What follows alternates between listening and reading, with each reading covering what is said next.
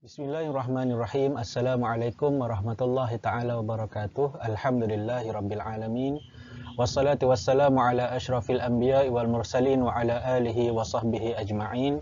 Qala rabbi syrah li sadri wa yassir li amri wahlul 'uqdatam min lisani yafqahu qawli. Subhanaka la ilma lana illa ma 'allamtana innaka antas samiul alim wa la haula wa la quwwata illa billahil aliyyil azim.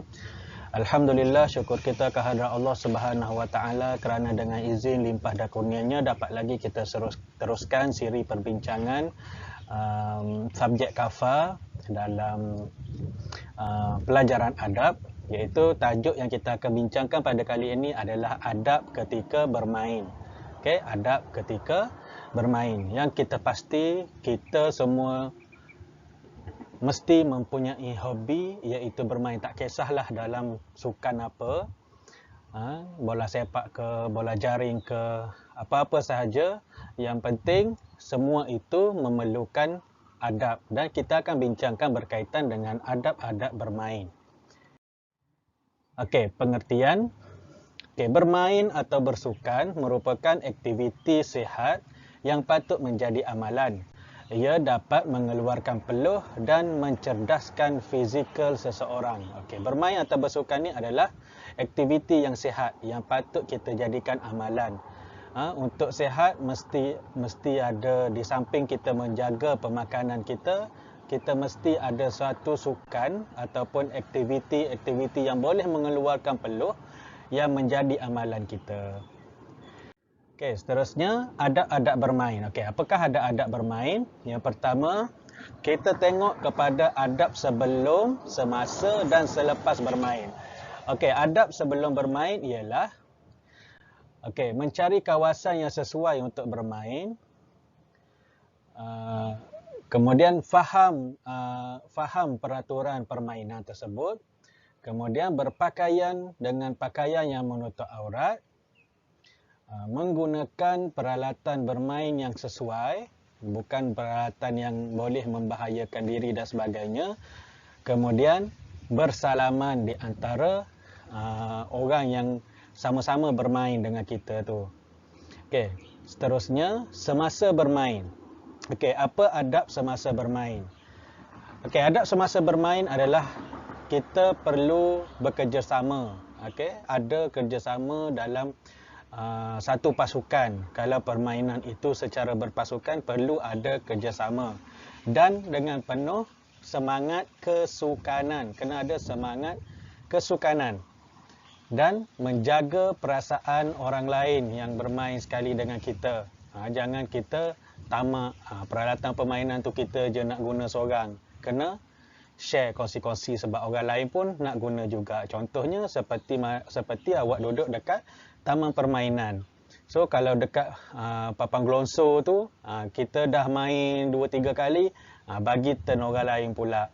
Ataupun bergili-gili dengan orang lain. Jangan kita conquer seorang je kita nak main kan. Kemudian mengikut peraturan permainan ataupun mengikut peraturan di tempat permainan tersebut. Okey, seterusnya adab selepas bermain. Okey, apa adab selepas bermain?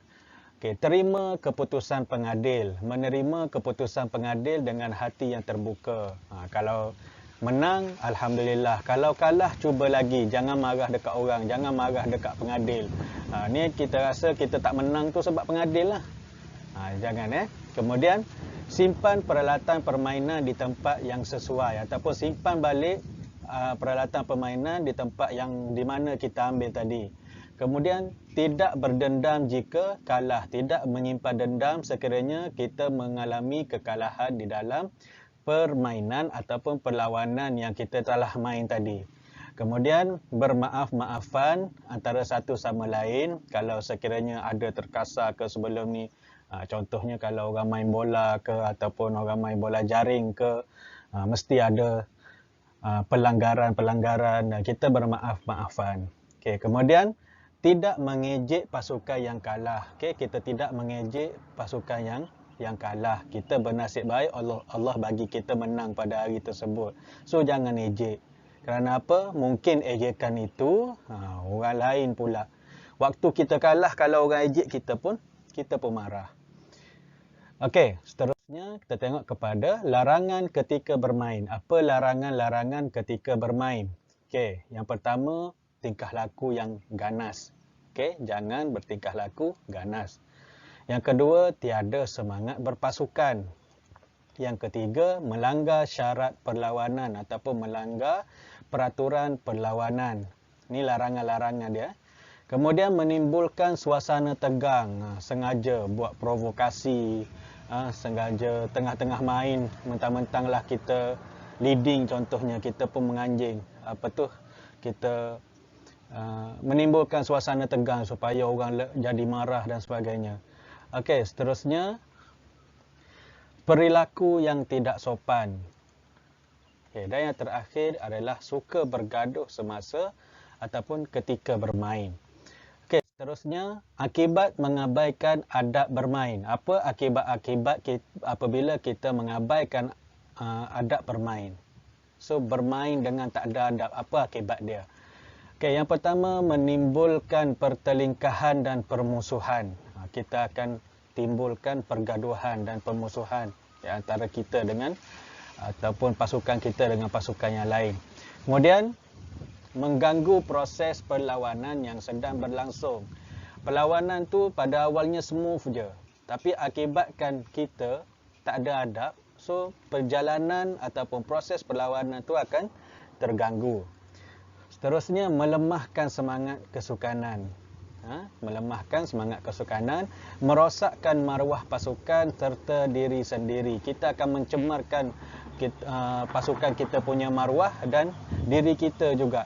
Okay, maruah diri kita pun akan rosak sekiranya kita tidak beradab, mengabaikan adab ketika bermain. Okay, seterusnya, dijauhi oleh rakan sepasukan. Rakan sepasukan, orang yang dalam tim kita pun mungkin jauh daripada kita.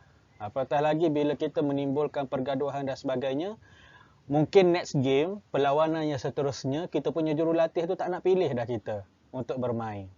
Kita juga yang rugi. Seterusnya, mengundang kekalahan pasukan sendiri.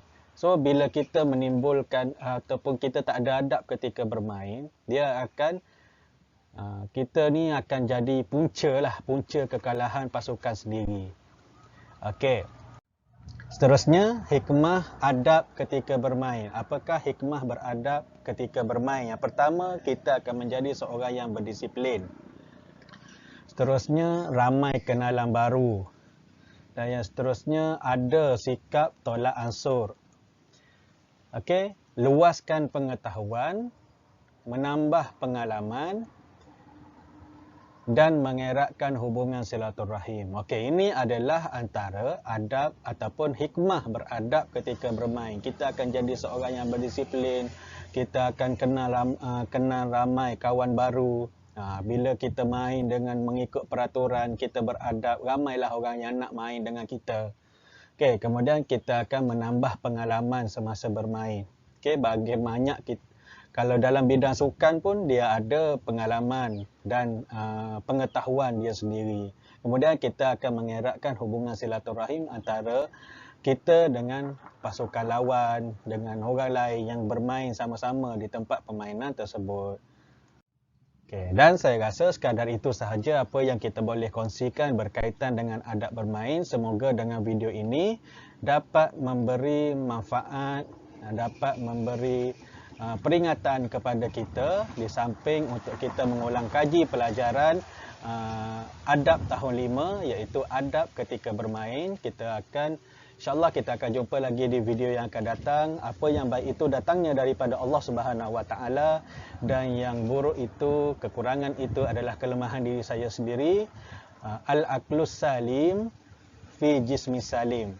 Okay, akal yang sihat berasal daripada tubuh badan yang cergas. So, penuhi semangat kesukanan ketika bermain. Wallahu alam. Assalamualaikum warahmatullahi taala wabarakatuh.